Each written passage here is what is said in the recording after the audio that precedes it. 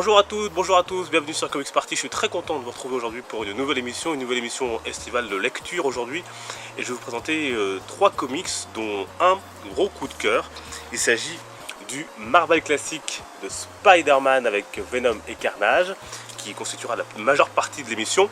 Et puis on reviendra également sur le dernier tome d'Injustice et également, toujours chez DC Comics, le dernier tome de la Justice League.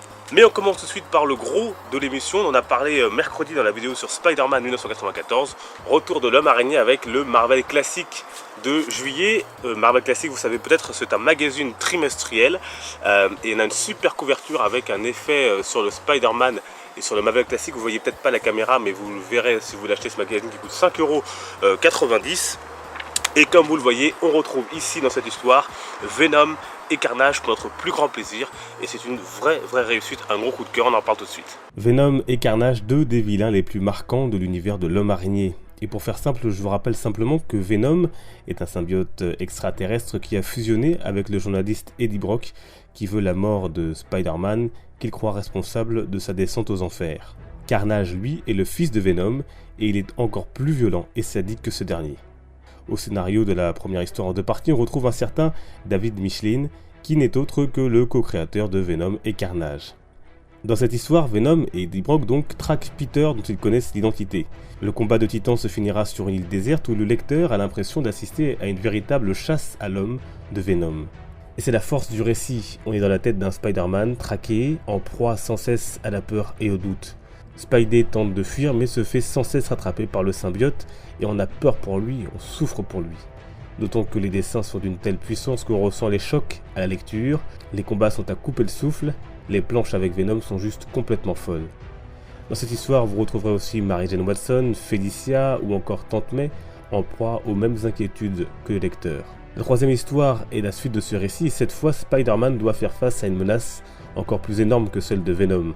Son fils Carnage qui a fusionné avec le compagnon de cellule d'Eddie Brock, Cletus Kasady, un criminel psychopathe. Et il est encore plus sadique que son père car il tue lui pour le plaisir. Et après plusieurs confrontations, Peter se rend bien compte qu'il ne pourra pas le vaincre seul et se résout donc la mort dans l'âme à demander de l'aide à son pire ennemi, Venom. Ensemble ils vont lutter contre Carnage qui a au passage enlevé J. Jonah Jameson, le patron du Daily Bugle. Là où il ne fallait pas rater le personnage de Carnage, c'est qu'il devait être plus fort et inquiétant que Venom. Et bien c'est réussi. On le voit notamment dans une scène qui fait froid dans le dos avec un bébé. Les questions posées à la fin sont donc de savoir comment Spider-Man va maîtriser Carnage et aussi de savoir s'il va réussir ensuite à stopper Venom, car les deux ont fait un pacte juste pour arrêter le symbiote maléfique, mais restent toujours ennemis.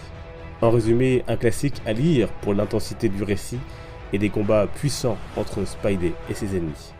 Pour terminer, un mot sur les deux dernières grosses sorties de chez DC Comics, à savoir Injustice, c'est le tome numéro 6, la troisième année, deuxième partie, un tome que j'ai plutôt bien apprécié, c'est pas le meilleur, mais vraiment c'est toujours un plaisir de suivre cette saga Injustice, avec, vous allez voir, encore une fois des dessins vraiment très beaux. Ici Superman et Wonder Woman, et on a encore une grande place laissée donc dans ce comics à Wonder Woman, mais aussi à Constantine. C'est la suite donc de la lutte entre les deux clans de super-héros, l'un mené par Superman, l'un mené par Batman. Un avantage en tout cas en début de ce comics au clan de Batman. Et puis il y a cette scène, ces rêves de Superman au début que j'ai trouvé vraiment super intéressant. Les scènes de rêve de Superman. Wonder Woman également, donc je vous l'ai dit, une très grande place et on voit la guerrière qui est de retour ici dans un face-à-face avec Sinestro. Vous le voyez, ça se passe pas forcément très bien pour Sinestro. Une grosse place également importante, surtout à la fin du comics pour Constantine, un héros qui, vous le savez, j'aime beaucoup. Voilà, il est vraiment super intéressant, Constantine, une fois de plus dans ce tome, et il a une place très importante. En résumé, c'est un bon numéro d'Injustice. On attend le prochain avec impatience, en espérant qu'on n'attendra pas aussi longtemps que ce qu'on a attendu pour ce numéro. Et puis pour terminer, place donc à la Justice League avec le tome 9, la guerre de Darkseid, de première partie. Rien que le titre nous annonce du lourd, et effectivement c'est du très lourd. J'ai eu un peu de mal à rentrer au début dans l'histoire parce qu'il y a vraiment toute une période, un début d'histoire où on nous raconte, on revient sur pourquoi on en arrive là.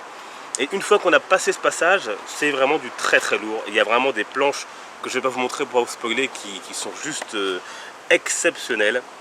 notamment une avec Batman. Ceux qui l'ont lu verront sans doute de quoi je veux parler. Et donc là, on a la guerre entre Darkseid, bien sûr, et l'Anti-Monitor. Si vous ne savez pas qui est l'Anti-Monitor, vous le découvrirez bien sûr en lisant notamment le début de l'histoire qui revient sur cette guerre larvée qui couvre entre Darkseid et l'Anti-Monitor, et surtout les rejetons, rejetons notamment de Darkseid qui sont au cœur de cette histoire, qui est vraiment intéressante et qui va avoir des conséquences pour le tome 2. Il se passe vraiment des choses énormes à la fin. On a des questions en suspens. On espère que certains des héros ne sont pas morts. Je ne vais pas vous spoiler. Mais en tout cas, il y a des conséquences et on a hâte de découvrir ce tome 2. Vous pouvez déjà commencer à lire, bien sûr, dans les Justice League Universe. Un très beau tome. Il y a beaucoup de scènes très badass. Je vous dis, il y a quelque chose avec Batman qui est absolument sublime et superbe à voir. C'est Justice League et je ne gâche pas mon plaisir en vous montrant à la fin cette version de la Justice League en version animée que j'ai trouvé juste sublime. Justice League, la guerre de Darkseid, c'est donc le tome 9 de cette saga exceptionnelle. Voilà, c'est la fin de cette vidéo. Merci de l'avoir suivi. Merci de votre grande fidélité. N'oubliez pas de vous abonner pour suivre le reste des vidéos. On se retrouve la semaine prochaine, bien sûr, pour du nouveau contenu sur la chaîne. C'est la San Diego Comic Con en ce moment, beaucoup d'infos sur les comics, mais je ne gâche pas mon plaisir encore une fois à vous montrer cette magnifique première affiche pour le film Wonder Woman qui sortira à l'été 2017. Elle est magnifique cette affiche et ça promet pour le film. Merci de votre fidélité, n'oubliez pas de vous abonner, portez-vous bien dans les commentaires, n'hésitez pas à me dire ce que vous avez pensé vous de ces lectures, si vous les avez lues. Est-ce que le Spider-Man Marvel classique vous intéresse? En tout cas je vous le recommande vivement, c'est mon coup de cœur là, de lecture de ces derniers temps, à lire avec grand plaisir. Merci à vous, portez-vous bien, n'oubliez pas, les comics sont une fête, à très vite et ciao.